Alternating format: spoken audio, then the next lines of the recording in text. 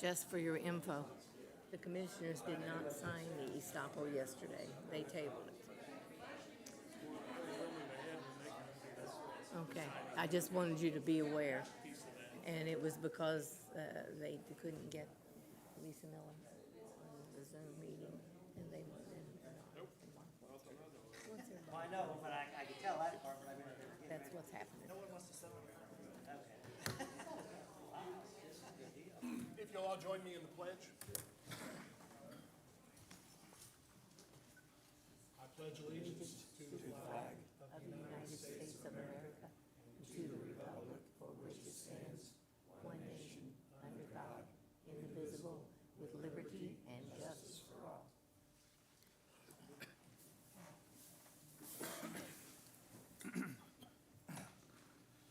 Good morning. We'll call this meeting of the County Council to order. I'm going to begin with an announcement. This is our first meeting under our live streaming. So I want to remind all council members and all of our speakers today to please speak into the microphone. Speakers, we're going to absolutely need you to sit at the desk, other than if council may have a quick yes/no question or something like that. But anything that's going to be of any length, we're going to need you to be at the desk to make sure that the recording picks it up. Christy, is there anything else to mention on that? I don't think so. Okay. Just stay close to your microphones. Everyone smile. All right. With that, we will move on to the approval of the June 10 meeting minutes. Comment, or is there a motion? I'll make a motion. Willis moves approval. Is there a second? I'll second. I think I heard Randy first, so Harris seconds. All in favor? Aye. Aye. All votes will need to be vocal too. Aye. Motion passes. On to old business. I think this is going to stay old business and be tabled. I think there's some debate back and forth on some of the terms of the agreement between commissioners and PAWS as far as some of the animals that are maybe placed by the sheriff's department or something like that, but it's something we're optimistic will be worked out. Yes, it's just wording. Okay. Can I have a motion to table the PAWS agreement? Motion from Harris. Is there a second? Second. By Smith. All in favor of the motion to table? Aye. Aye. Motion carries. Next item of business, under old business, and we had a draft of this before, we have the estoppel agreement between, which is on one of the solar projects. The estoppel agreement is a funding mechanism, or it's a agreement between parties on their funding and finance sides of their project. And they are just seeking a certification from the council and the commissioners that they are in good standing with us as far as any of their agreements they have with the county. The agreement's been reviewed by Ice Miller. I've spoken with Lisa Lee about it. Did not necessarily feel the need for her to be on the call this morning. Ashley Willis, do you have anything to add to this? No, just that it's really just saying that we're in good standing, that they're. Yeah, we're not, it's just to repeat what Ashley said, just shows that they're in good standing with the agreements they have in place with us. So the commissioners the commissioners tabled it. They're going to have a full presentation on it, but I see no reason why this cannot be moved on for the commissioners for their signature. It does really need to be acted on this month.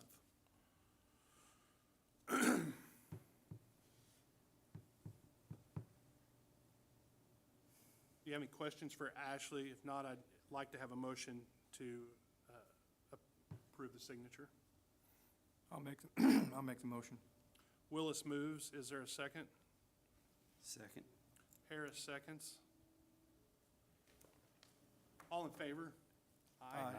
Any opposed? Okay. Motion carries 7-0. Next up, under old business, we've had a brief discussion on this before, but Logan's with us and going to talk more about the RISE peer recovery funding request. Morning, everyone. Good morning. All right, quick audio check. Can everyone hear me okay? All right. Testing 1, 2. Gentlemen, addiction is a disease. It's a disease of the mind and the body. And it's somewhat unique in that clinical symptom necessary for diagnosis are negative social consequences. For many people, those social consequences are familial. For some, they're financial. For many, they're legal, they're criminal. And this disease of the mind, it's a chemical dependence, really. And this chemical dependence has to be so strong for an individual that even in the face of these negative social consequences that they're facing, that they continue to engage in the substance abuse, which is causing their chemical dependence. Perhaps we're in a unique position as prosecutors in that we see many individuals afflicted by substance abuse and specifically addiction. Because again, one of those social consequences can be legal issues. Issues of possession, issues of dealing, other acts which are criminal, which are affected by status of intoxication. For decades, the criminal justice system has attempted to address issues of substance abuse and addiction. And no matter where you look, Pike County is no exception. The average is about a third when you look to the recidivism rates for individuals placed on probation. Could be as low as 30, it could be as high as 40, but typically you're going to see around 33%. As Darren has briefed us before, in his entire 25-year tenure, they've seen about 33% recidivism for Pike County residents placed on probation for substance cases. So there is something about it which has established a floor for success. And what that means is we have to try something different. Because even though 33% may be fine, and it's certainly better than doing nothing, it can be better. And I think we have found something better. And that is in the form of RISE Peer Recovery, and the peer recovery model. They've been working with our office and criminal defendants now for approximately 3.5 months. I exchanged a few emails with Jeff yesterday based on my count. Counted approximately 20 active cases that they're working with right now. I briefed the commissioners last month on this. So far, only one individual has had to return to jail. There is something about this model, something about the way that it removes barriers to recovery. It provides something we have simply not had in this county before. And maybe that's because it's new. It's something that has come to light just in the past 10 to 20 years.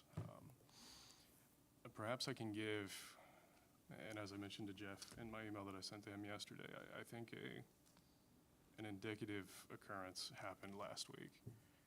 And I'm going to use his real name because I have permission, and I think he would be happy to know. The defendant's name was Josh Leckie. He was charged with basic possession, methamphetamine. We referred him to RISE. Chad Smith. Chad, if you would, stand up real quick. Guys, you're looking at a lifesaver. We sent Josh, we OR'd him. We released him on an own recognizance bond to attend New Opportunities for Wellness in Evansville, otherwise known as Now Counseling, specifically their 28-day inpatient program. He came back last week for his change of plea hearing. He was smiling. And he told me there were two reasons. He and I spoke in private about his experience. He said, number one, I have new teeth and I want to show them off. And number two, it's been a long time since I had something to smile about. And I asked him, has Chad been treating you well? Without missing a beat, Josh said, Chad saved my life. He was beginning to talk to me about his future plans, things he's never thought were in reach before, things that through his work with Chad, through his counseling at Now, that he's never thought about, things he's never thought possible. He's talking about doing Chad's job in the future once he's finally recovered enough to do so. I don't expect that we'll stay at a 5% recidivism rate in the long term. I think that may be unfair to expect. But of those 20 some odd individuals that RISE is working with, we can expect that around 8 of them would have returned to jail by now, and only one has. So what they're asking for is $75,000 from the opioid relief funds that remain to fund their year one operations.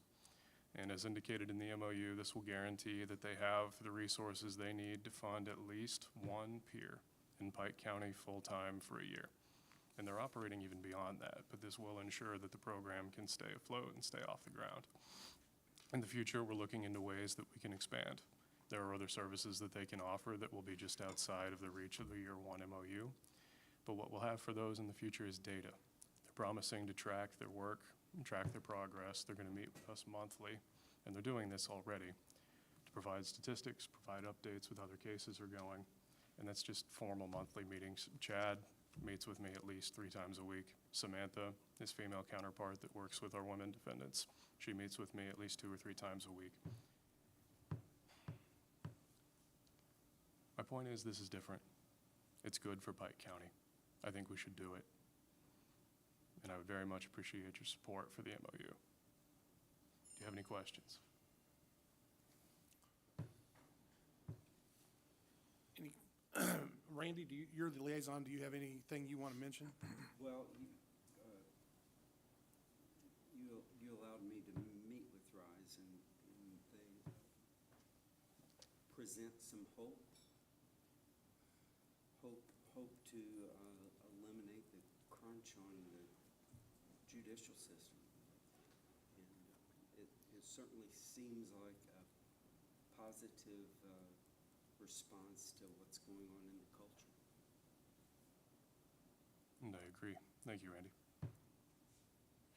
Is the Rise Peer Recovery a private entity? Is it a 501c3 nonprofit?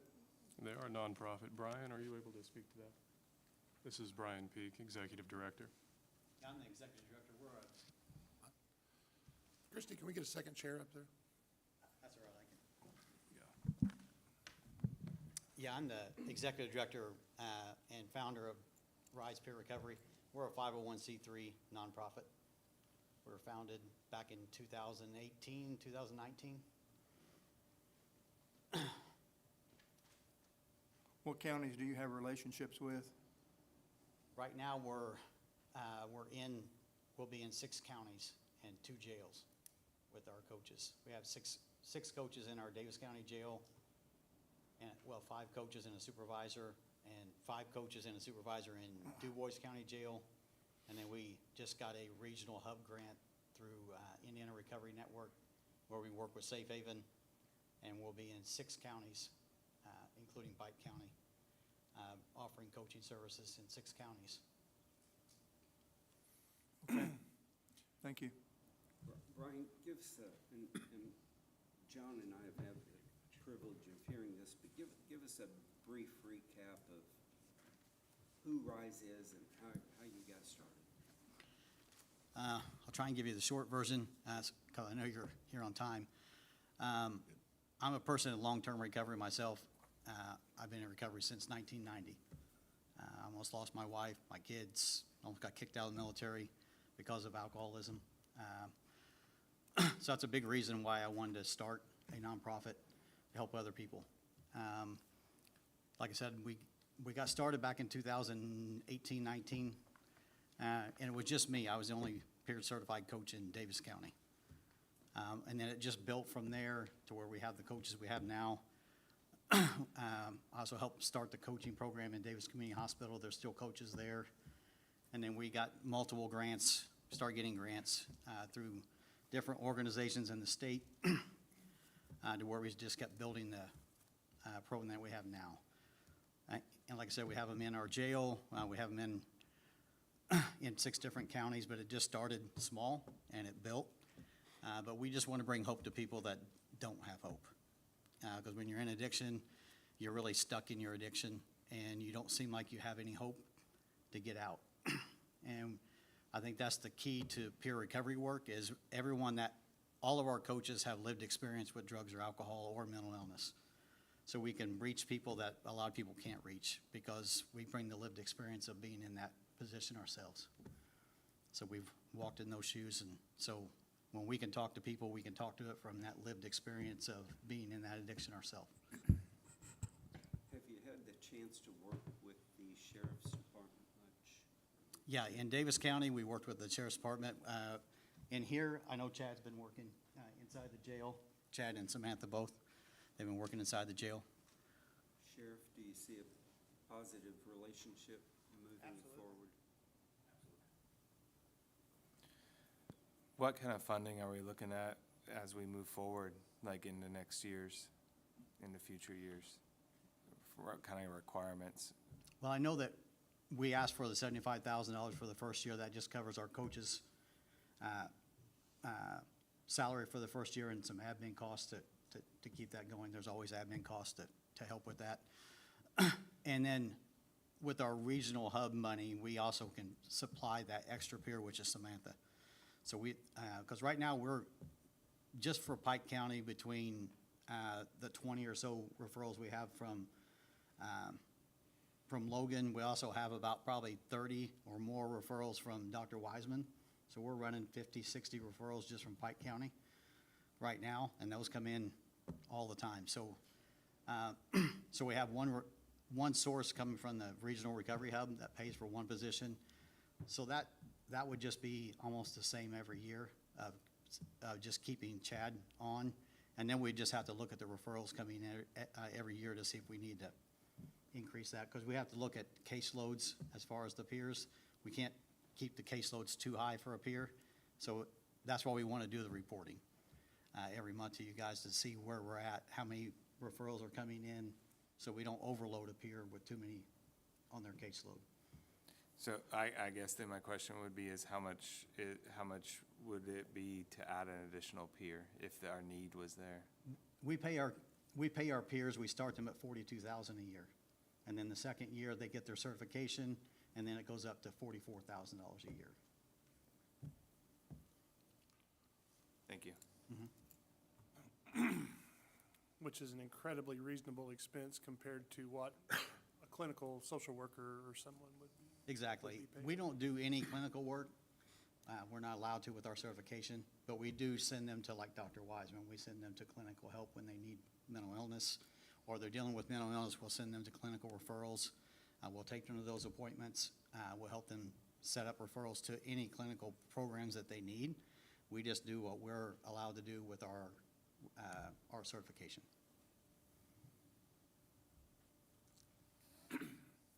I personally see this as a no-brainer to start with, because Okay. The money that we're trying to use here is money that was sent to this county for the purpose of some type of addiction services. And we've been looking for a good way to use that. And I think this is a very good way to use that. And the good thing about it is we get this whole trial year before we would be in a position where we have to commit, again.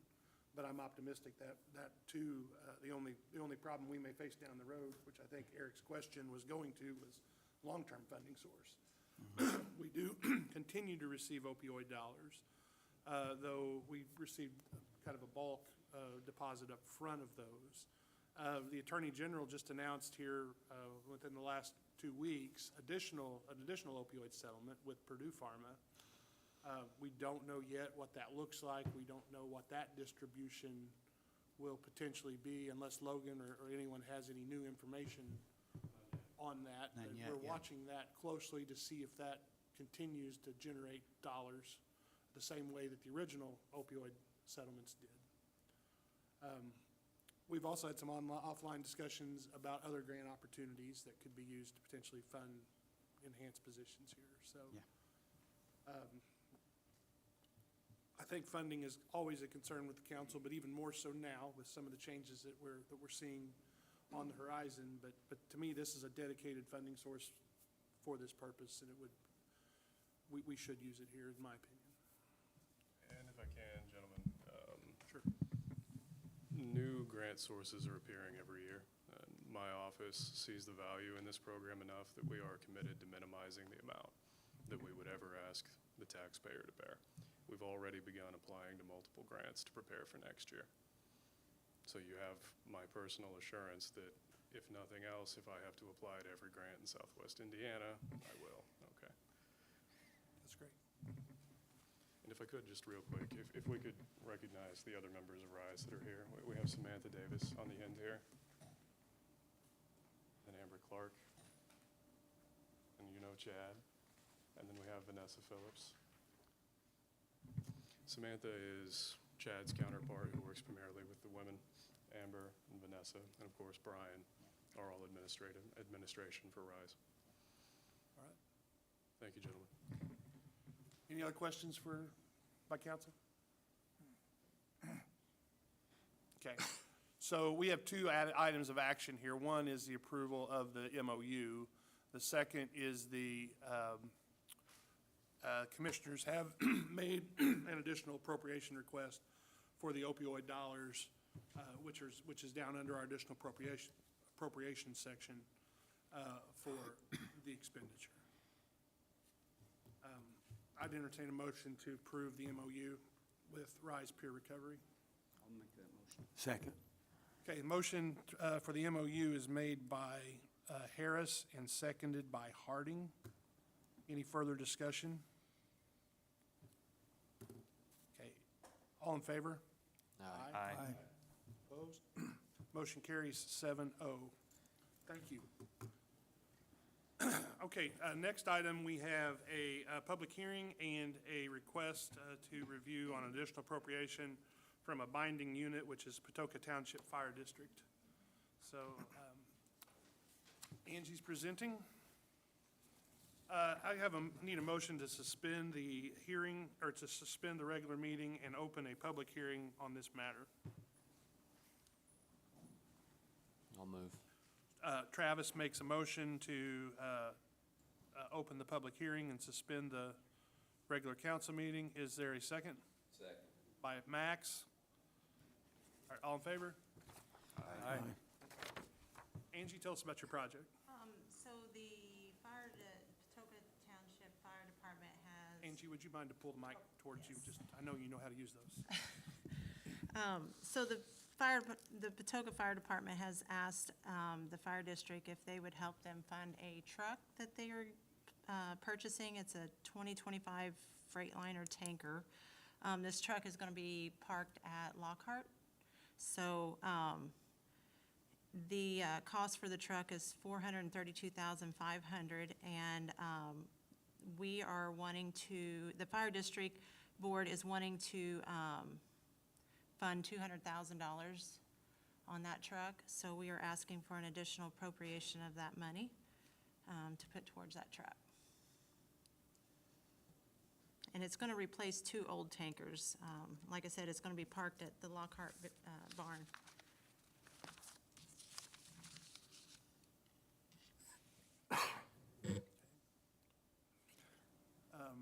Let's do questions by council, and then we'll do the public hearing.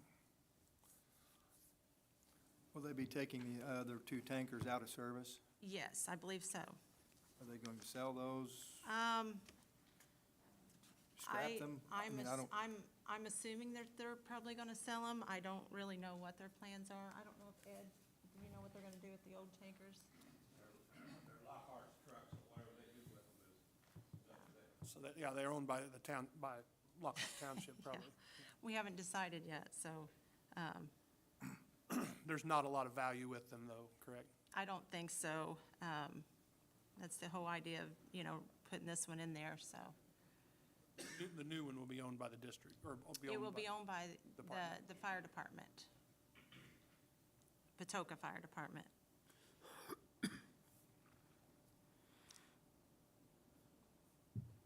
Will there be any ongoing debt to the district? I mean, this is not a... this No, does not- we're not signing the lease on it or anything. We're just providing additional $200,000 that they are going to put.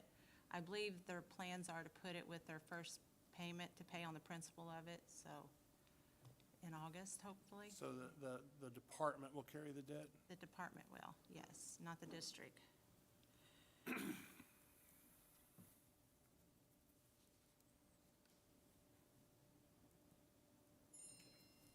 Any other questions by council for Angie? Okay. Any members of the public wishing to speak or ask questions on the public hearing for Patoka Township's request on the additional appropriation? the second call for any public wishing to speak.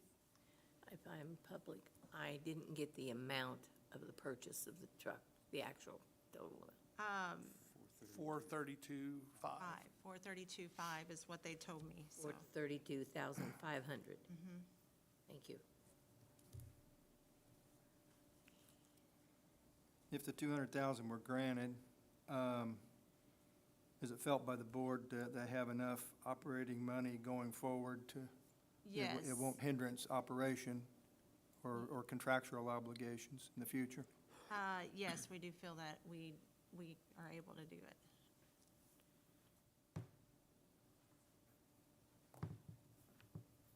Let me get the public out of the way. Greg, is there, Oh, sure. one I'm more, sorry. one more call. Is there anyone from the public? Final call? Okay.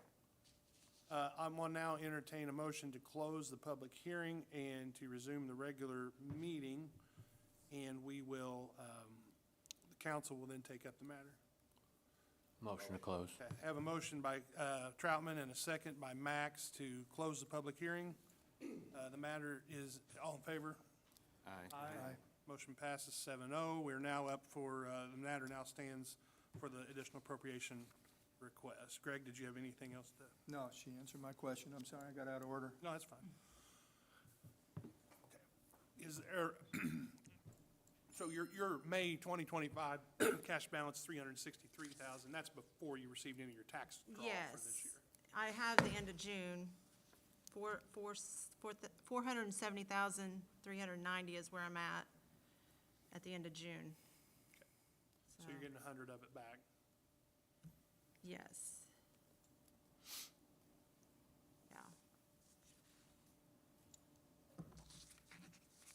Plus, we are getting that additional fire safety, public safety money every month as well, so, and it's almost 4,500, I believe, every month, so.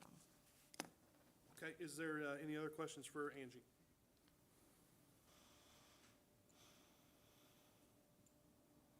All right. Is there action by council on the request? I'll move to approve appropriation. Okay, so Troutman moves approval on the appropriation. Is there a second? I'll second. Elliott seconds. Any further final discussion? All in favor? Aye. Motion passes 7-0. Thank you, and that's it for you, but I might call out your colleague there for just a second. Ed, is the rumor true that you're a short timer on the district board? Yes, sir. Well, Ed Schuessler, we want to thank you for your service to that for many years, not only as on the district board, but also as fire chief, so. Thank you very much for all you've done. Thank you. 44 years.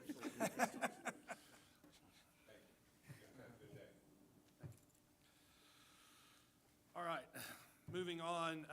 Next, we have Nick Henson, wanted to address council.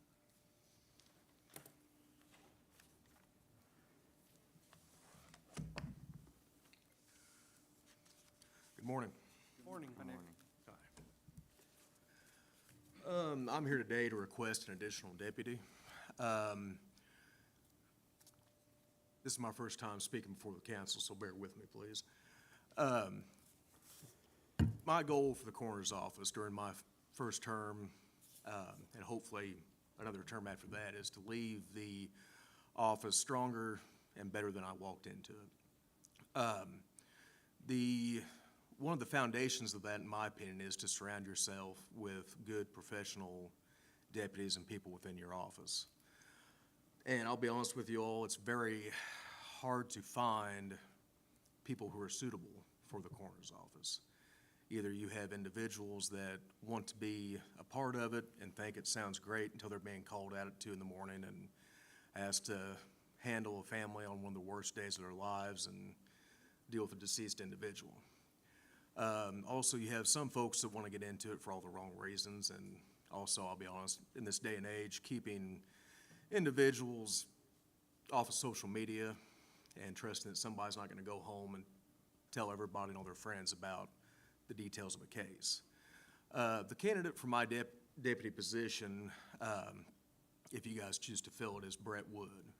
Brett's been with the Pike County EMS, an EMT for many years now, and after talking with Chris, sounds to be very trusted by EMS Director Chris Young. Brett, after he mentioned something to me at the beginning of my term, if I ever needed a deputy, to let him know. And like I said, I've had a lot of people approach me about a deputy position, and as I said, I try to be very critical and very particular about who I would even allow into the office. I know the prior coroner, Ray Brooks, he had an additional position from what I have right now, and I know last year during the budget hearing, I took off 2 positions, filled one with Deputy Scott Sivers, and I'm not sure how I worded everything as to my needs and things of that nature at the time. It was nearly a year ago, but I'll be honest, the biggest reason I took the 2 gentlemen off that were under Ray's office was I didn't know them. I'd never seen them on a case. I'd never dealt with them on a scene, anything of that nature, and again, I want to keep people that I know and trust. I don't want to have to rely on a deputy, call them out to a scene, and the whole time wonder what's going to happen, how they're going to handle the situation. But no, as I said, Brett, he approached me at the beginning of the year, and after paying more attention to him on coroner's cases when he showed up for EMS, he handles the family, he handles the scene very professionally. And in his years on EMS, he's dealt with many scenes and cases such as, fentanyl and drug overdoses, many different things that I think give him good experience for the coroner's office. Thank you. Nice job. Thank you. Randy, your liaison, do you have anything to add? Well, Nick gave me a preview to this. Nick, tell the council, how many deputies do you currently have? I currently have 3 deputies, 1 chief deputy and 2 regular deputies. And you've got enough work for all 4? I believe so. It's not only the work to go around. I'm on call as well for the funeral home, and there have been times where I've gotten a coroner's call and been literally in the middle of meeting a family for arrangements, and already spread thin with that area of my life to a point. And it is few and far between where I get a call for the funeral home and a call for the coroner's office at the same time, but within my 6 months of being in the coroner's office, it has happened. And, there are plenty of times where I do have to rely on my deputies. If I go out of town, if I go to Walmart, I got to text one of my guys and make sure, hey, are you around? Because to me, You gotta respond. well, now. yeah, response time. Response time is huge to me. And I want, our guys back here with Sheriff's Department, EMS, they don't have time to sit for 2 or 3 hours waiting on me to get there. And I want to make sure that they got time, my guys can get there if I'm out of town or on vacation, and I trust them to get there and respond to the scene, handle the scene accordingly, and get them back on the road. It's a delicate time for. It absolutely is, and that's, like I said, that's why, and nothing at all against Ray's deputies that he had. I don't know those gentlemen, and they could be phenomenal deputies during his term. My thing is, I just didn't know them, hadn't worked with them before, and I did kind of, to a point, clear house a little bit with the ones I was not familiar with, but again, I wanted to start from a point where I knew and trusted the guys in the office.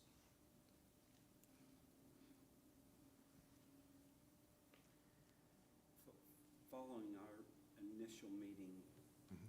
8-9 days ago, I did get your letter sent out. Okay.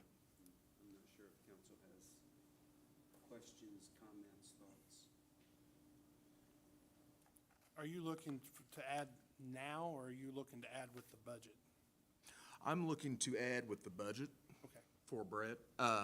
He'll have to be on the roster to do his training in September.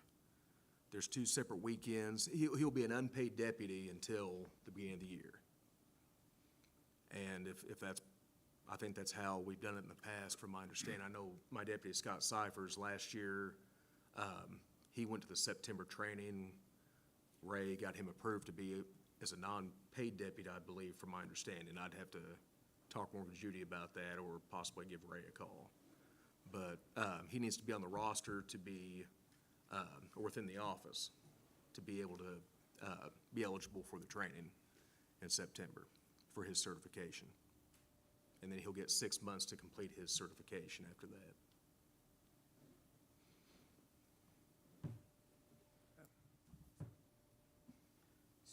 So, Chairman, to get Brett on the roster, not making the obligation for financing it yet, do you need a motion?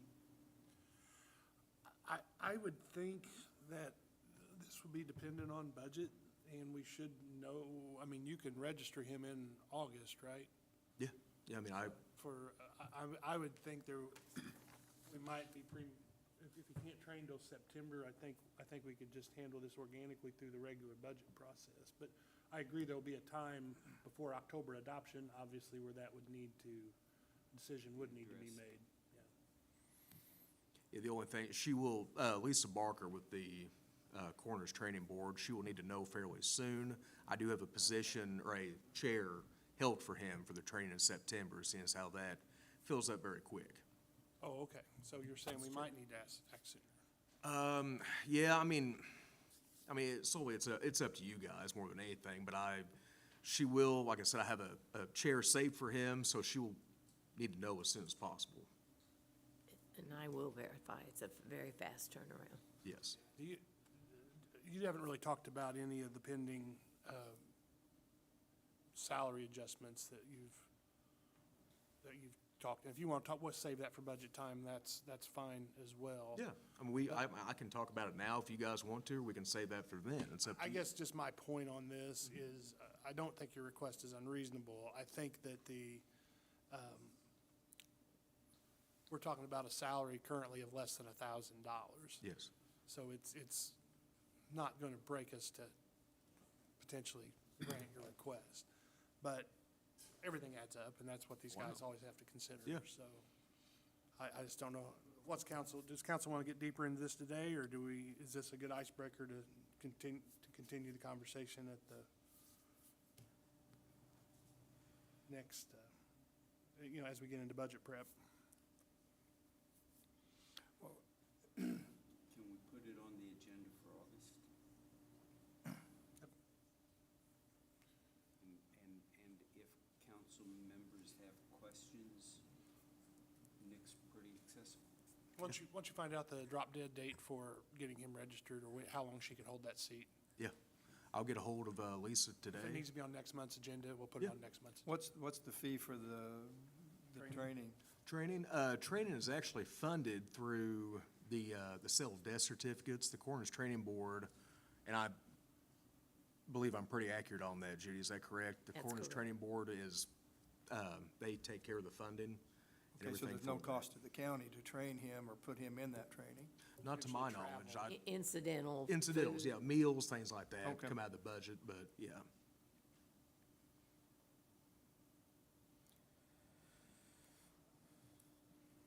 Okay, well, we'll consider this information only. If you Okay. need to be on next month's agenda, All right, make sure Judy has you on there. I'll get a request. Okay. Okay, thank you, gentlemen.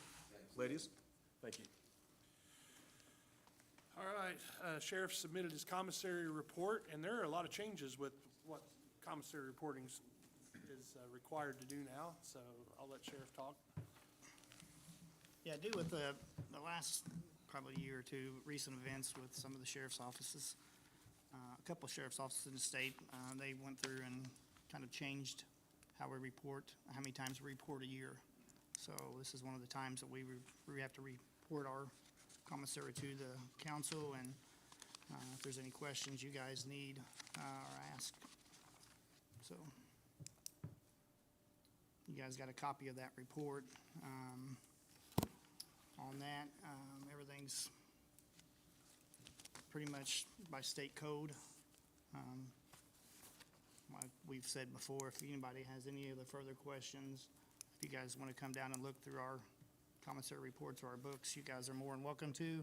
We have nothing to hide.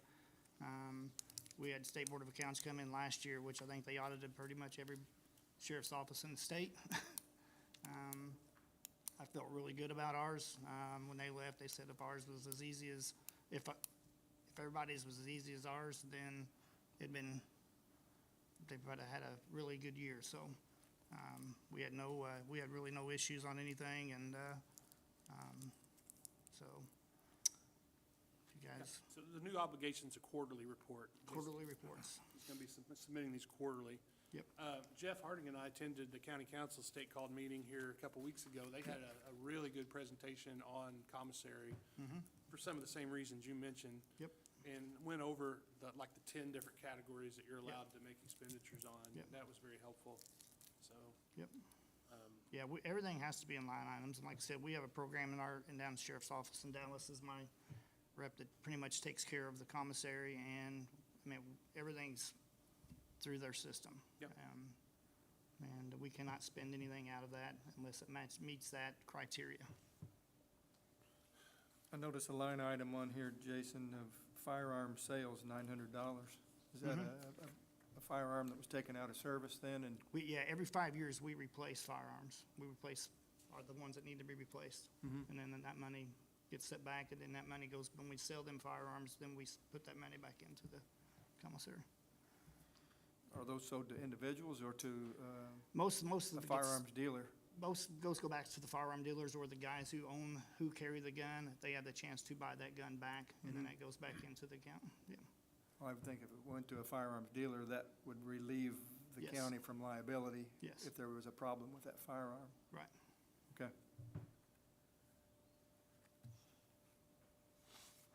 Any questions for Jason? I don't know that this needs a motion to accept, does it, Judy? It just, we just note in the minutes that it was presented. Thank you, Jason. Thanks, sir. All right, next is 2026 budget update. I got a few comments, but I'll start with Judy. Tell us, and ask her to give us a report of how things are coming together. I still have some budgets that are not submitted. Would appreciate getting those in. As you know, we have been requested by the new group that we have going to work with to send them those copies. And of course, I can't until everybody has theirs submitted.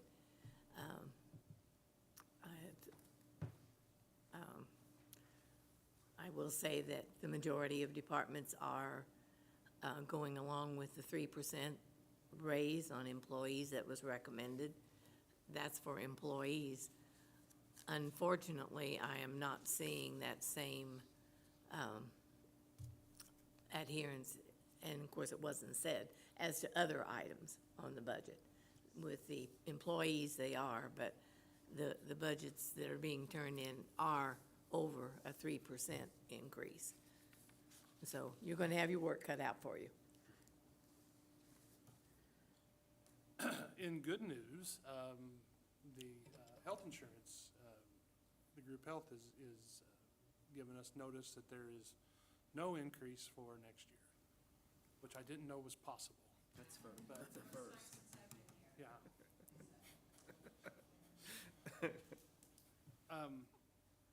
One of the other things, and we've talked to the commissioners about this, and we're doing action still to take the final step on approving our financial advisory work, but the financial advisor is very keen on a 5-year capital improvements plan from all departments, or, for major expenditures, fleet, equipment, anything they have that's going to be a significant expense, and it's something that we can definitely get behind, I think, to help us plan long-term. So that's going to be interesting. They're looking forward to meeting with department heads to start that process, as well as helping with the regular budget. Highway's not here today. Josh had an emergency, which I texted council about, and then Melanie's on vacation. But We are gonna have some big expenditures next year with 300 North. There's really no question. We're gonna have to talk more about that as far as whether or not that's all cash or whether we bond or whatever we need to do to get that finished out. There might actually be some advantages to issuing some debt on that, just because of the way it may, we just need to figure out all the moving parts with Senate Bill 1. But having some debt obligation in a TIF district may not be a bad thing. The coroner mentioned that he's gonna have some requests, although those are pretty low dollar amounts, but maybe a higher percentage, so I think that's always important to consider. I think we're talking about some of the lower paid offices or obligations. We can't always look at it as a percentage. We need to look at it as a dollar amount, because it's a true potentially a structural change to their request. And Christie had also mentioned that there's likely a request for some of the lower wage earners at, like at the trash sites and things like that, that might be above that recommended 3%.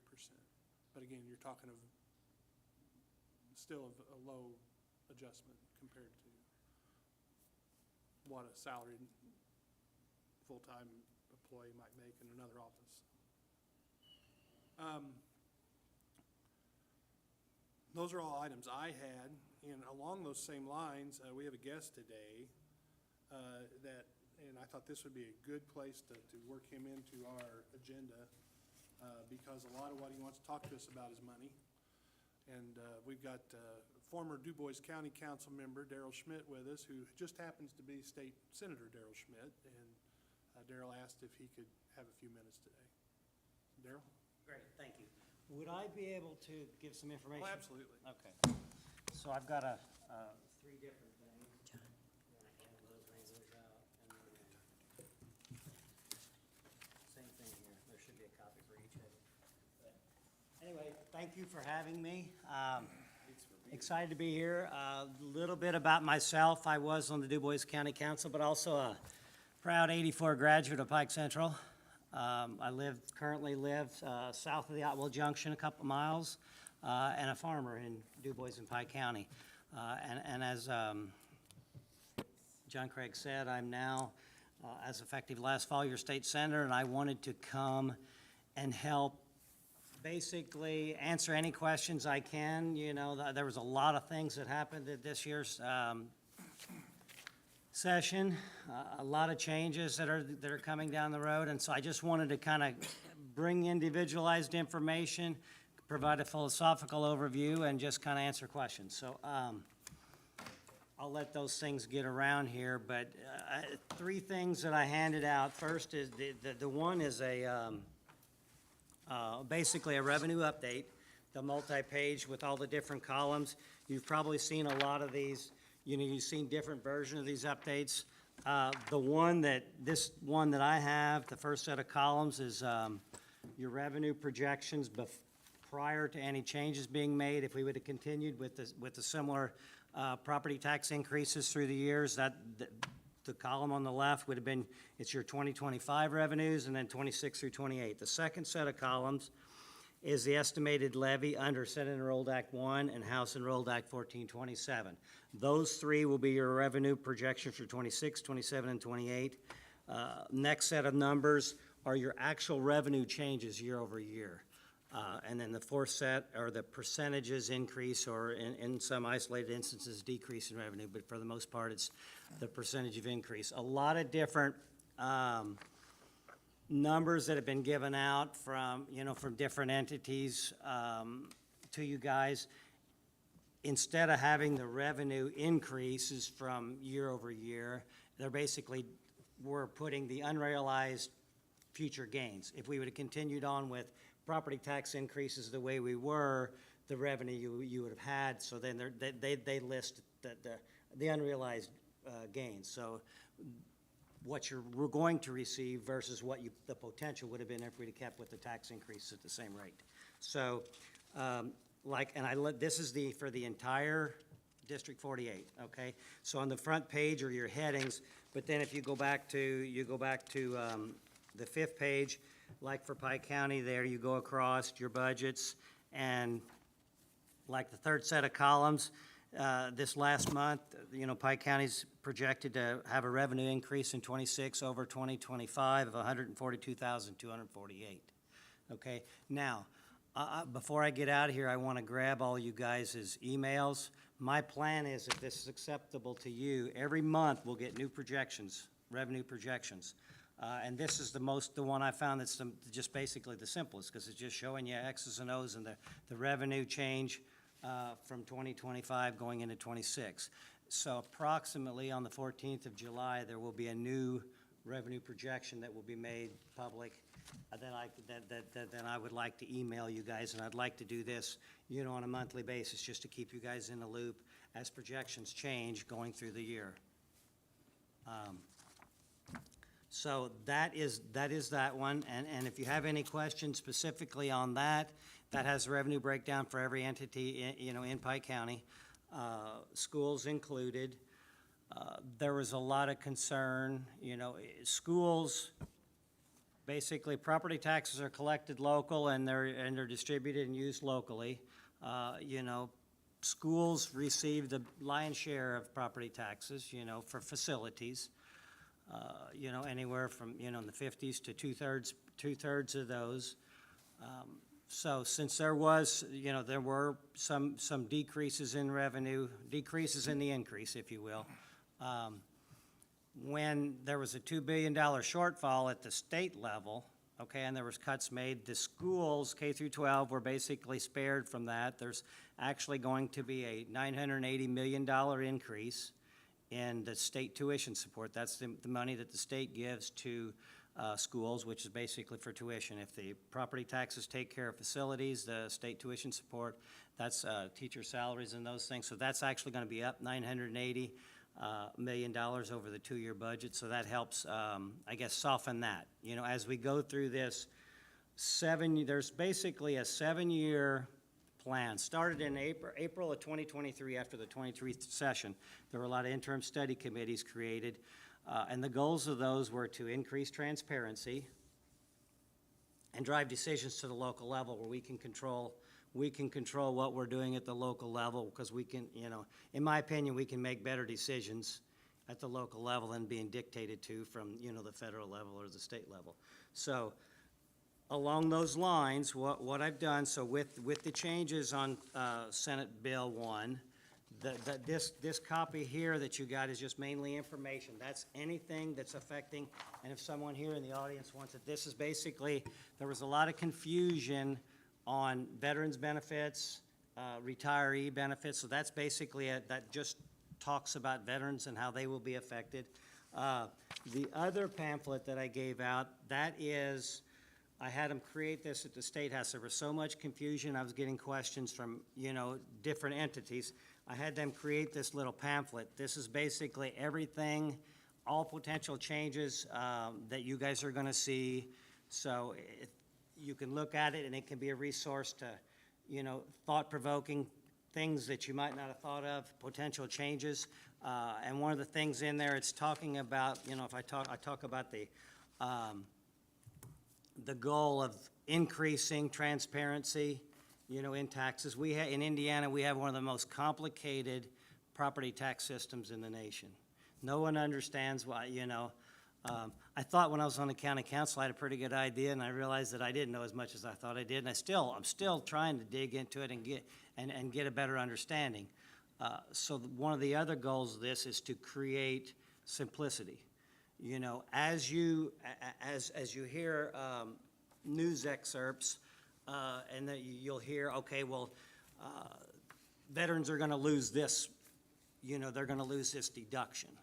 Well, there's changes, the deductions, a lot of the deductions are being changed and being changed to credits. Well, there'll be a credit straight off of your taxes, so there'll be a net gain. So as we go through this 7-year period, some of the cumbersome and complicated deductions for seniors or for homesteads are going to disappear, but they're going to be replaced. If you look like on the second page, ultimately, by the time 2031 gets here, say, for example, if your home's worth $150,000, okay? Assessed value. The 1% cap people, the homesteads, ultimately, this is gonna be phased down over the next 7 years, and it'll be on the second page. By the time we get to the 7th year, 2/3 of the assessed valuation on your home, so say $100,000 on a $150,000 home, that assessed valuation will be, you will not pay property taxes on that, okay? That'll be a credit. You will end up, or not a credit, but you will pay property taxes on 1/3 of the assessed value of your home, okay? So then the 2/3, or I'm sorry, the 2% people, which typically are rental properties, land, those, if you have a parcel or a piece of real estate that's $150,000, okay, they will receive a 1/3 deduction. So you'll pay property taxes on $100,000 of that. And then the 3% corporate, they'll pay property taxes on 100% of the assessed valuation. So a lot of the individual complicated credits will be gone, but then we'll go to trying to go to a more simplified system so that we can all understand. You know, going from a levy-based to a rate-based, and then as local governments, we will participate in setting the property tax rates. And then it also talks about lit in here, the local income tax. You know, there's fear that public safety tax is gonna go away. Well, you can kind of look at it like this: everything will go away on December 31st, 2027, but it'll reappear looking different and individualized, you know, in January of 2028, okay? You know, so, and a lot of people have heard, if you're 3,500, if a municipality has 3,500 or more people, they will set their own lit rates, and there will be a county lit rate, and then there will be a municipality local income tax rate. If it's a municipality under 3,500, and they're still working on the mechanics, they will still request and try to establish a rate, but it will be administered through the county council. So you guys will be involved in helping them set that up and administering that lit. With the overall goal is to have as much decision-making power at the local level as simplified as possible. There are gonna be some bumps in the road. It wasn't accidental that most of this stuff doesn't take effect until 2028 and beyond. You know, in case there's some unintended consequences, we have an opportunity to work to change that, you know. There's no intent of creating winners and losers here, you know. If now you have the lit rate and you're using, you know, we can talk about the one that's most, I guess, concerning, you know, public safety, okay? It is basically a lit rate, right? It's a local income tax. So now, if you guys have a 1.2% lit rate here, right? That's what we have here. Okay, that's what I was thinking. So, right now, you guys basically take care of all the ambulances and jails and things of that nature. So, if and I guess help me, but I don't know, does some of the property, public safety tax go to Petersburg municipalities? Is that split out, or is that just with you guys, the 1.2? They receive their own distribution based off their population numbers. It's Of the 1.2%? No, not of ours. They receive, Separately? They have Okay, separate. okay, well then it's set, I should have did a little more homework. It's set up differently in different counties, so that won't really be a concern for you. It'll continue on that as we move forward. The county will have the lit rate where every resident in the county will participate, and then you'll provide your functions. The lit rate for the municipalities then, that will fund things in the municipality, and that will be paid for by the residents of the municipality. but it will change. Sorry? It will change in 28 Yes. because they have the less than 3,500. Okay, Popular. yes, the way it's administered, yes. They will still have the ability to establish that, but it'll be administered through you guys, yes. Does that mean that people within the same county might have, if there's 5 municipalities, could have 5 different income tax rates for that county? There will be one for the county, And then one for each and municipality? then one for each municipality, How in yes. the world is that ever going to be administered through the Indiana Department of Revenue? That's insane. I don't know the mechanics, how that's gonna work. The idea behind this is I'm trying to help here, you know. I'm just. I know, making a point. the idea behind it is to get the decision-making down to the local level as much as possible, right? So if you have people clamoring for more services, then you will have the ability to increase the taxes to provide those services, okay? On the other end, if you have people that are clamoring for more tax relief, then it's gonna be clear and transparent if you guys have to cut something because of the reduction of revenues and you have to cut a service. It's gonna be clear and you're gonna be able to say, okay, here's what's gonna happen if we go through and do this. So it's getting the ability to you guys to make the decision, and it's gonna be transparent where people are gonna understand the consequences of tax increases or tax decreases. That's the goal, you know. I'm trying to work within the system as much as I can to try to make it where it's, you know, works for everyone, you know. I had, whenever I got up there for the first session, Senate Bill 1, when I saw the first version of it, you know, from the local government perspective, I was concerned, you know, so I worked to try to find a good common starting ground, something that we can work through, you know, moving forward, where it was palatable to everybody. You know, now we're basically at the point now where I think this is personal opinion, Daryl the farmer. I think everybody's going to be upset because there's not going to be enough property tax relief to suit some. But then there's also, you know, there's going to be some belt tightening at the local level. You know, you guys are going to have tough decisions to make.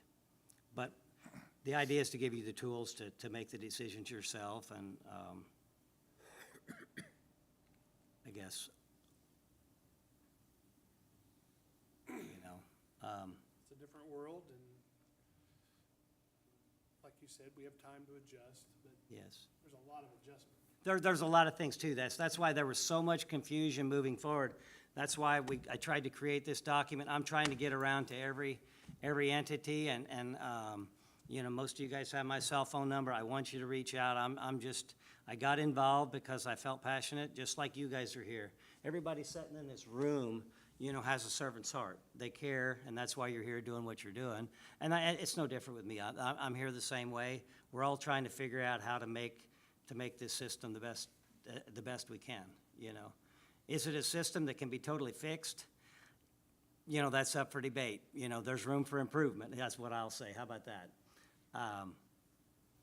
So I'm here to just explain it the best that I can, and the overall philosophy, and anything that we need to try to tweak and change to make the system better. I'm all ears.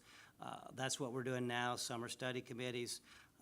If we need to create legislation and changes, you know, now's the time as we move through this process. I wanted to be here for you doing your budget, and we'll work through it and try to make best changes.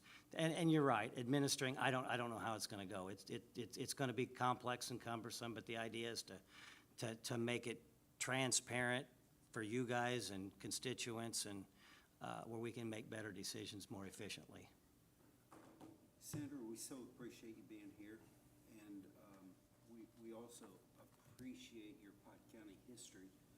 We're only 12,500 people, and there's not many to share in the burden. Can you explain about, you know, for 60 years, so much of our property tax has been based off of the utilities, and as we shift that off of personal property, how's that going to affect us? It's a concern of mine as well when I first saw that, and I don't know how, and I voiced those concerns from the first week of session, you know, that we're gonna have to work through those. And I was assured, as we're moving through that, and as they're creating this, you know, the details of this, that the change where we're 2/3 deduction, where as homeowners, we're paying 1/3 of the assessed value, and the, you know, rentals, we're paying property tax on 2/3, and the 3%, you know, the corporations are paying on 100% of it. I've been assured that that's not gonna make a shift there's no goal, or at least, you know, as I was going through and asking, no goal to shift burden of responsibility, you know, away from the business to individuals. You know, they'll not have the deductions, so now, how this is gonna play out with the 30%, you're talking a 30% floor, you know, that's a little concerning how that's gonna affect, and it's affecting everybody different, and that's why we're having these conversations if we need to make some tweaks. I don't see how it can affect anyone more than it does Pike County. That's right. Negative.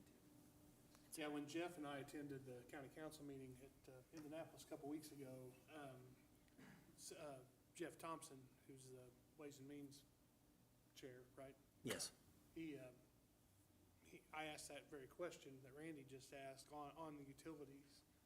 And he assured me, as you mentioned, that the shift from the 1% and the 2% was actually going to increase what the 3%ers paid because it would push them closer to caps. However, in our situation, they're already darn close to the caps because of our rate. So because of utilities, and utilities bottoming out a few years ago, because of the way utility distributable language is, it pushed our rate from middle of the pack up to one of the top 10 in the state of Indiana, when we had a sudden loss of $100 million of assessed value. And we've been trying to recover from that and been doing a good job recovering from that. But now here we go again. We're getting our reset buttons getting pressed again. And with all utility distributables being business personal property, when people look at that power plant, they assume part of that's real estate. It's not. It's all assessed as utility distributables. So now we're at a point where they're getting ready to make a huge investment that's going to be after this deadline for the business personal property implementation. So everything that's getting ready to be invested in a gas conversion is going to be fully depreciated. And business personal property has an accelerated depreciation schedule, more so than real estate does. So it's like a 10-year depreciation, I believe.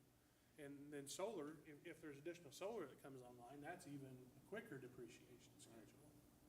So, like as you pointed out, this affects us more so than any county I'm familiar with. The whole problem is, we just don't have all the answers, and we're not gonna get them today, but, you know, those are things that, one of the reasons I wanted to move forward with hiring the financial advisor that we're moving forward with, has great utility experience. So we're hoping that he can give us great guidance and feedback to share with you, so that you can then share that in the next session or so to maybe make some impact there, so.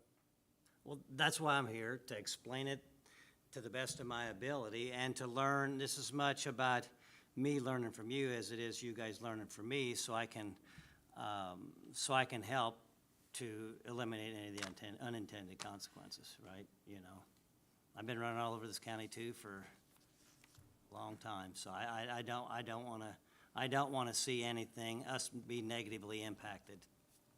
So Darryl, I thank you very much. I really appreciate you being engaged and communicating. Not that Mark didn't, but this is your style, and it's very much appreciated. Okay.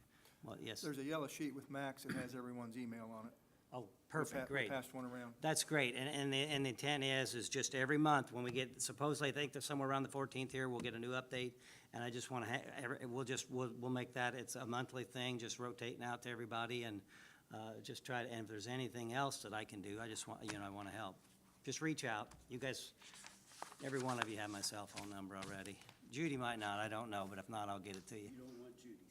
Sorry? You don't want Judy to have your. Oh, yeah, we can, it's all good. We can go back and start telling stories when Judy was a science teacher. I remember those days before she was principal and everything, so. But thank you, guys, thank you very much. Thank you, Senator, Senator. thank you again for being here. All right, let's move on to our additional appropriation business. First item is county clerk. He has a postage request, $3,000 from general to postage.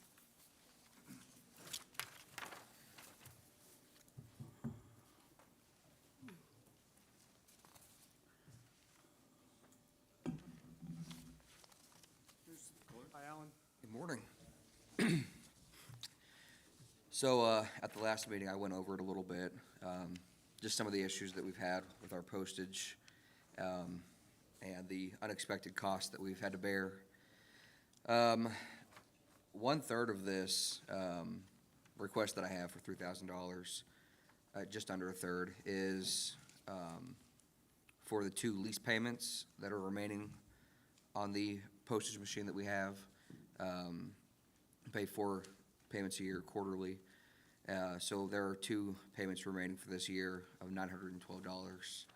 So that takes up a third of the postage, and I believe that the remaining amount that we have left will cover us through the end of the year without requesting more than we will actually need.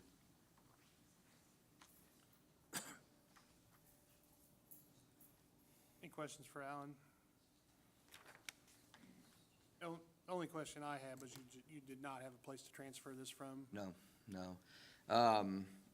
The postage account was actually the account that we've used for other transfers to pull money from at the beginning of the year for things that weren't budgeted for, and I included those in the letter, the public official bond, and the IVRA membership dues, which is Indiana Voter Registration Association.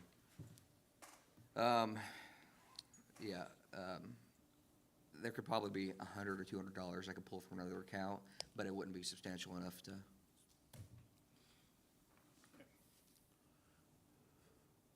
Any questions for Alan?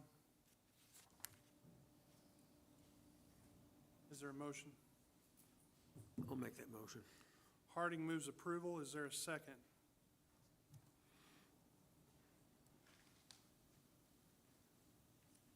Is there a second to the motion for clerk's additional? I'll make that motion. Harris seconds. Okay, all in favor of the motion? Aye. Opposed? Motion passes 7-0. Okay, next is the commissioner's request for opioid. I don't think this requires discussion. It's, unless you need Christie, this was the presentation previously on the RISE program. Is there a motion? I'll make the motion. Smith moves. Is there a second? I'll second. Troutman seconds. All in favor? Aye. Motion passes 7-0. Next is the council's appropriation. This is for the contract with FSG. It has been approved, the contract was previously approved by council and has been approved by commissioners. Is there a motion? There's a decision. There's a decision. One, Oh, yeah, true. We advertise this in edit and we advertise this in general. My preference is probably general, but that's me. the commissioners did approve edit, seated. Okay. But, It was advertised both places? yes, it was. And they understand it is your decision. Excuse me. Any preference, Mr. Willis? I don't think it matters. I don't think. Travis would have preferred it not be out of the general, I think, because he didn't want to use taxpayer money. I would say C. Property tax money. General. I would say C, but don't touch general. That motion? Elliott moves for payment from the seeded fund. Is there a second to the motion? Second. Harris seconds. All in favor? Aye. Aye. Aye. Opposed? Nay. Motion passes 6-1. Troutman dissenting. Next is the sheriff request. This is for the fire panel system. Go ahead, So- Sheriff. We have the original fire panel that we have in our facility at the jail. We have some sensors inside the panel. We have some equipment inside the panel that has failed. We've had 3 different companies come and look at that panel. All 3 companies says that it's obsolete and they cannot get the parts to replace that panel. So therefore, we have to have a new panel. That consists of new sensors throughout our building, inside the air ducts, and as with the sensors that's inside the cells. We had 3 quotes come in. We had Tri-State, we had Corson's, and we had we had 2 quotes. The third quote wouldn't even quote us because they don't do that kind of work. So we had 2 quotes come in. Corson's was about $10,000 higher than what Tri-State was. And then they sent back another email saying that it was going to be higher than that because of tariffs. So anywhere between $15,000 to $20,000 higher than Tri-State.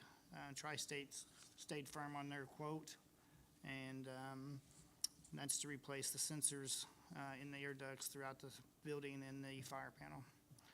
If we don't make this change, then our building will not be past fire inspection. So to me, this is a must. We have to get this fixed. Is the system we have now original to the building? Absolutely. Yep. You got your money's worth out of it. So, yeah. What's that? You got your money's worth out of it. Yes. Yeah. I'll make a motion to approve it. Have a motion by Max. Is there a second to the motion? Second. Jeff? Second. I want to thank Eric. He's done a real good job keeping council informed on all this. Did you have anything to add? No. Okay, all in favor of the motion? Aye. Opposed? Motion carries 7-0. Next is the Highway Department. This is the appropriation of the CCMG grant distribution, the amount of $1.3 million. And Christie standing in for Highway today. Is there any, this is just to appropriate the grant dollars? There are 2 errors. The bottom 2 lines, I have a typo on the DES numbers. It's 250, should be 250, 295, 250, 296. Dollars are, That's the NDOT contract number. yes.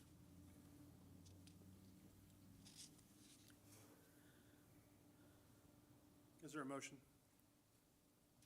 I'll make the motion. Max moves approval. Is there a second? I'll second. Seconded by Troutman. Any further discussion? All in favor? Aye. Aye. Opposed? Motion passes 7-0. Highway has a request this is money received from one of the contractors, $71,359.18, to repopulate that into the MVH fund based on the expenses used to make these repairs. Is that correct? That's correct. That is the AES one out here south of town, and that is just to put the money back into the repairs that we fixed, and it goes all back into where it was taken from for the highway department to do those repairs. So that's all from Cupertino. The last line in there is just a copy-paste edit. I think Judy and I discussed the 148. That was just from the previous one. Needs to So be that's struck. not included, Strike but, that last line. yeah. It's irrelevant to that correct. $148,000 line. So the total's $71,359.18. Yes.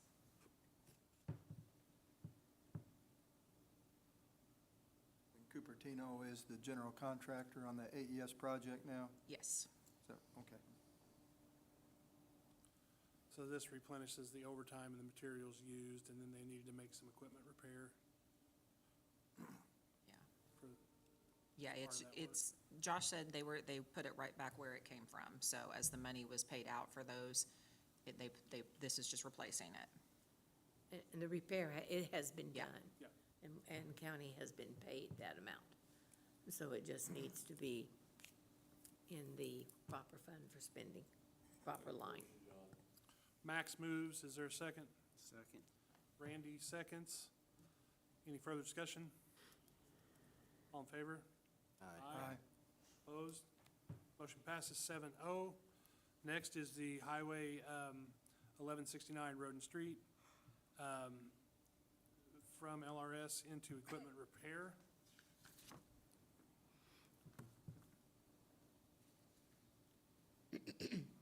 I don't know what this is, do you? I don't specifically, I was just told that because of inflation, the cost of all the repairs are up and that they're gonna need more. I talked to Josh on this, John, and it's just, as everything else, it just costs more.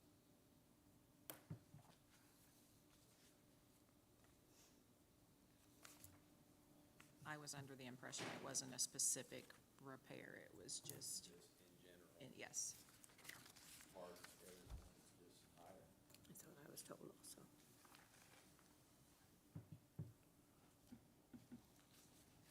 Looking at one thing, sorry.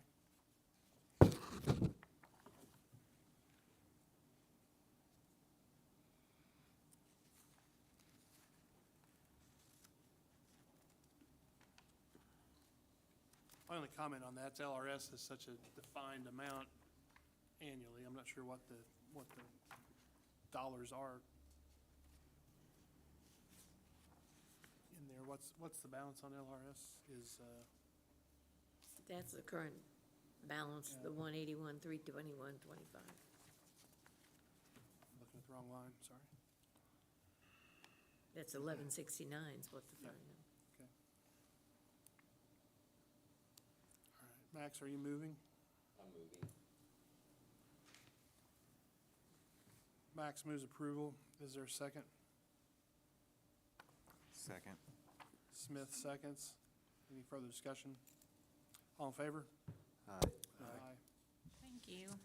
Motion carries 7-0.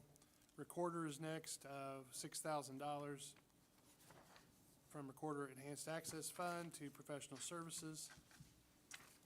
Yes, at budget time, this is my fees fund where all of my fees for online searching go into this, and then I pay the bill in turn back out of this. Thankfully, we could use this account for the new computers that were required because we have to have those to keep the services going. However, the appropriation, I did not allow enough money to pay the remainder of this year's monthly bills with the computers, and usage fees are increasing. So at the beginning of the year, say we were paying around $743 every month, it's went up, and then this month we're up to $946.89. So I figured for the remainder of the year, probably ought to allow for $6,000, give or take, to pay the remainder of the bills. The fees go in, like our revenue for fees, like it's not revenue, but the fee amount goes into that account each month. And then I just pay it back out.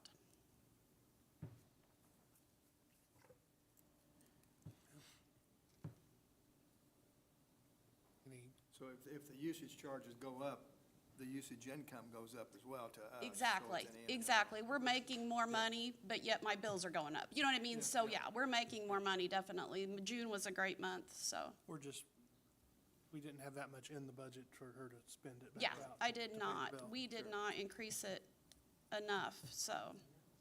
I'll make the motion. Second. All right, thank you, guys. Made by Willis, seconded by Harding. All in favor? Aye. 7-0. Okay. I need a motion to approve the resolution on all additional appropriations as, for signatures. So moved. Have a motion by Willis. Is there a second? Second. Seconded by Elliott. All in favor? Aye. Aye. Opposed? Motion carries. All right, next is the transfer. Sheriff has 2731 from law enforcement supplies to digital media.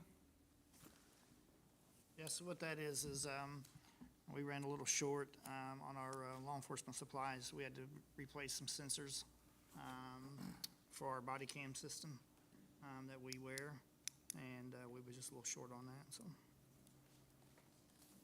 Will that get you through? Yes, hopefully that gets us through the rest of the year, yeah.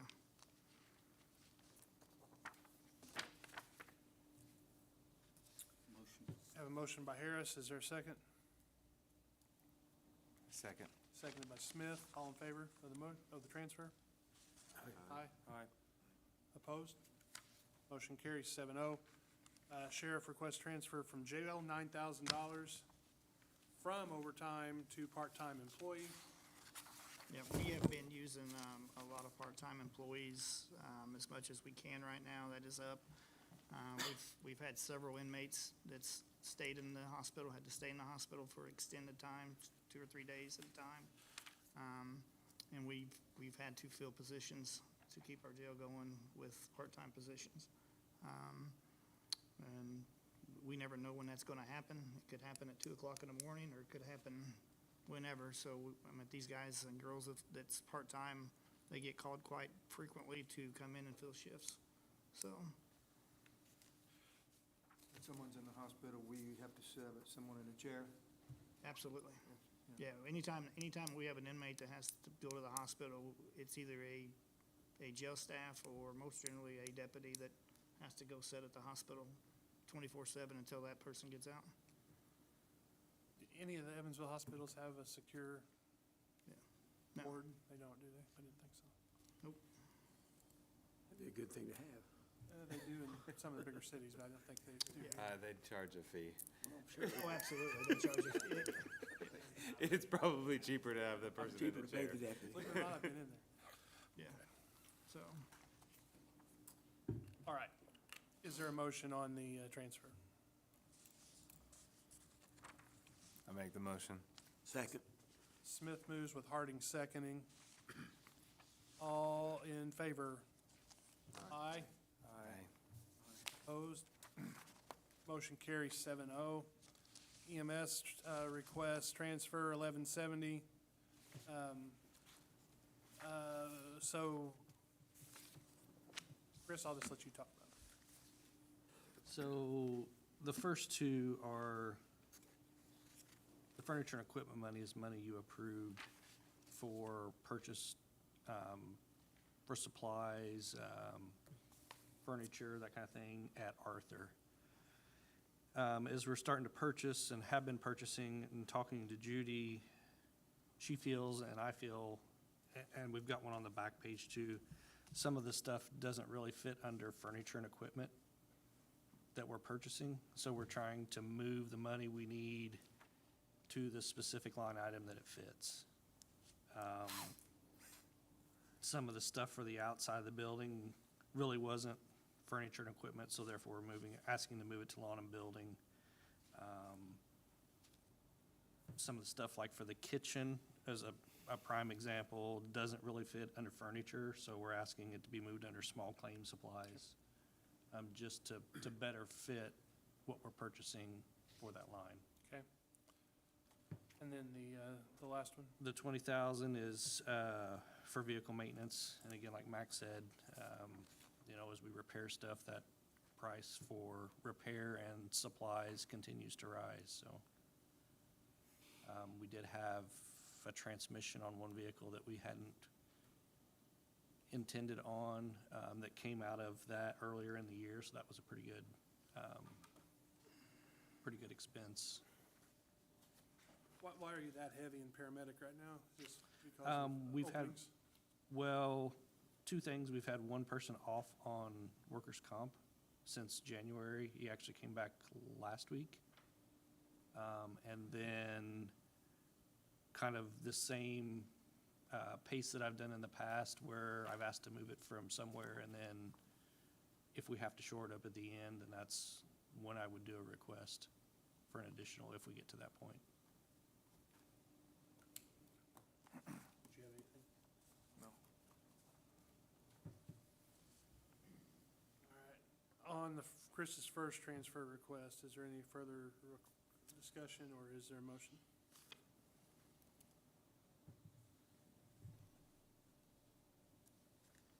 I'll move. Troutman makes a motion. Is there a second? I'll second. Max seconds. All in favor? Aye. Aye. Opposed? Motion carries 7-0. Next is EMS, $3,445 from volunteer runs to furniture equipment. And again, into that line item, that was kind of an after the above ones were already submitted, but it's to replace an ice maker that we use for bad weather, warm weather rehab there with that trailer, and it has quit working, and we're asking for money to replace that. And it's actually just for the unit, the housing for the ice and everything, we'll use what we have. It's just for the ice maker itself. This is a repair, more or less? It's a new unit.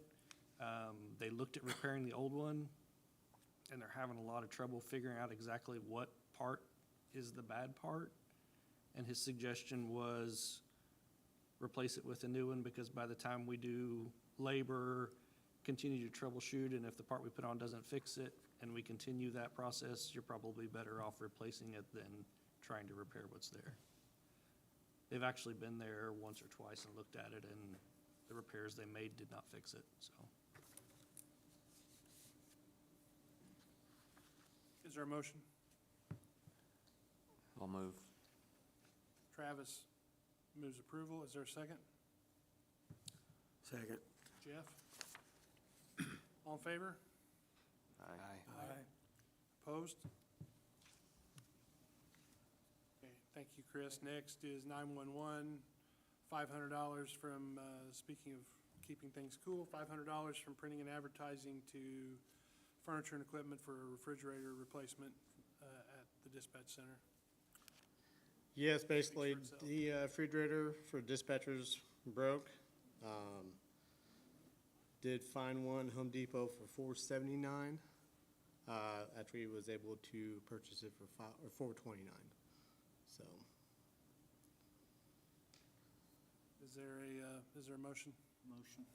Randy moves. Is there a second? Greg seconds. All in favor? Aye.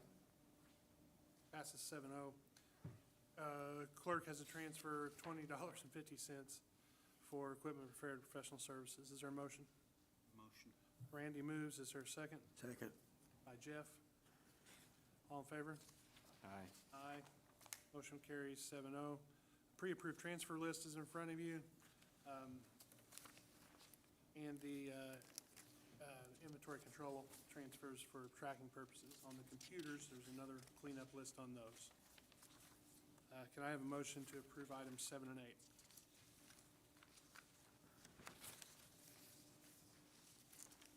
Yeah. Willis moves approval. Is there a second? Second. By Harris. All in favor? Aye. Aye. Moves, that motion passes. On to item 9, business by council. Only thing I have is, there is new legislation related to rules governing executive sessions. They've expanded that list a little bit. You can now do contract negotiation, and you can do employee performance reviews and salary requests. You can't act on them, but you can have conversations about them. That's just a few of the items. There's a big list that they've added, so we need to familiarize ourselves with that and use it judiciously. But that is an interesting piece that I was not really read in on until just recently with the last session. Do any other council members have any items before we go to department heads? Chris, do you have anything else? Jason? Christie? Brooke? Sure, come on up. Meant to get on the agenda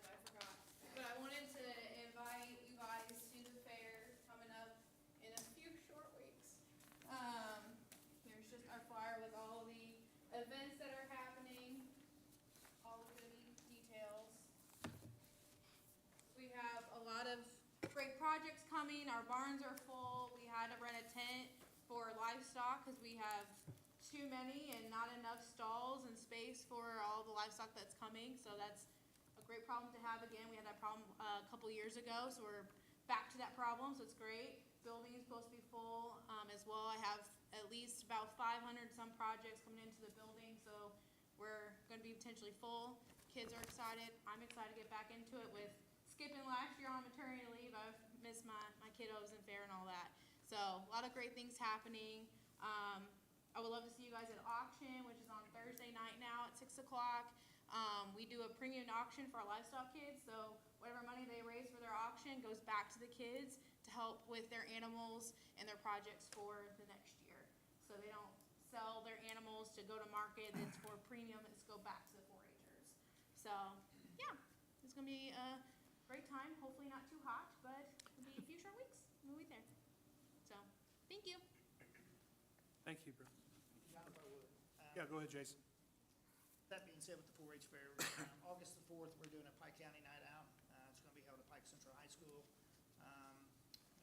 It's gonna be Pike County Sheriff's Office, Petersburg Police, Fire, EMS, Emergency 911 will all be there. We're just gonna go out, we're gonna be out there, we're gonna have some activities for the kids to do, kind of a meet and greet for our departments, and kind of a back-to-school bash with the school. You guys are all more than welcome to attend. You know, we sit up here when we come to these council meetings and we talk about money a lot, and that's what it's for. But I don't think our community realizes how well they have it with the guys that we have on our department, with EMS, with emergency 911, our fire departments. I mean, it's outstanding. I mean, the runs we go on, the wrecks that we work, everybody works hand in hand on that stuff. Just not too long ago, we had a drowning in our county, and the people that came that responded to that, I got on scene with Dallas, no hesitation whatsoever. People don't know this, but I'm gonna say it. He's the first one in the water. He jumped in a pit and had no idea how deep it was, nothing. You know, that's what we do, you know. No one asked anything about him, you know, when it was over with. I mean, he's done it several times now. Doug and I was on a makeshift dock doing CPR for, what, 40 minutes? 40 minutes. I mean, it's the stuff that we do, you guys don't really get to hear about. So I just want to thank these guys and our entities that we have, because we do work so well together in the jobs that they do, so. Thanks. Well said. Brandon? I just wanted to let you guys be aware that the county, or no, the Conservancy Board and the Park Board is interested in asking for an additional next month for the payoff on the Smith property that the park had bought 12 years ago, 14 years ago. And there's one to pay that off. I was just gonna let you guys know we'd be bringing that for next month. Okay. Thank you, Brandon. Any questions for Brandon? All right. Any public comment? None being heard. The next council meeting, or you have your reports in front of you. The next council meeting is August 12.